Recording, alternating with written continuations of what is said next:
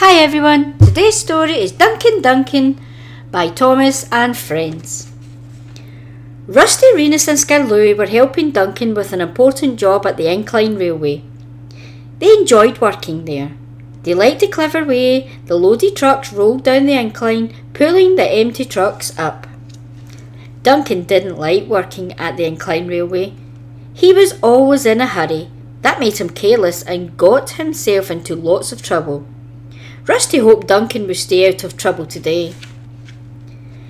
"There is a lot of work to do," huffed Duncan to the others, "so collect your trucks and be quick about it." "Bossy boots," chuffed Renus. "Pushy puffer," said Scarlouis. They didn't like Duncan telling them what to do. Rusty, Renus and Scarlouis were happy pushing empty trucks up to the steep incline and hauling loaded ones away. There was a lot to do. The empty trucks were hitched to a steel rope.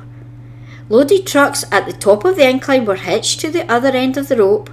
Then the loaded trucks rolled down and pulled the empty trucks up.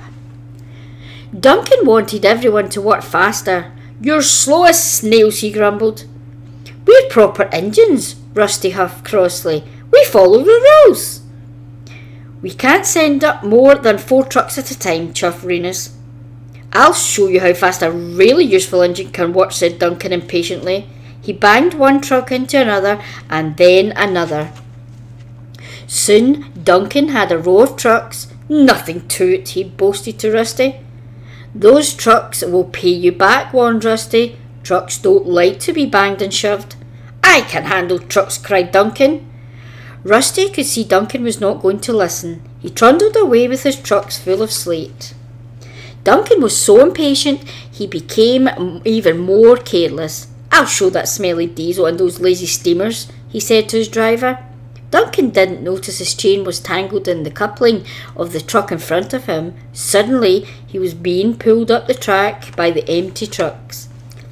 "Bouncing buffers!" Duncan cried. "It's got me!" Duncan's driver jumped clear. Rusty, Renus and Scarlouis returned with their empty trucks to see Duncan being pulled up the incline. "I tried to warn him," said Rusty, "but he never listens." The chain pulling Duncan's trucks couldn't hold the weight. It suddenly broke.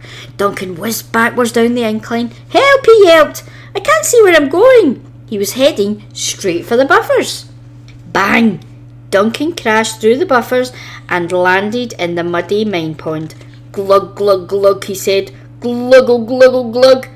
No one was hurt, but Duncan felt very foolish and very wet. It took a long time to rescue him from the pond. When the Fat Controller arrived, he was very cross with Duncan. "You have not been a useful engine," he said.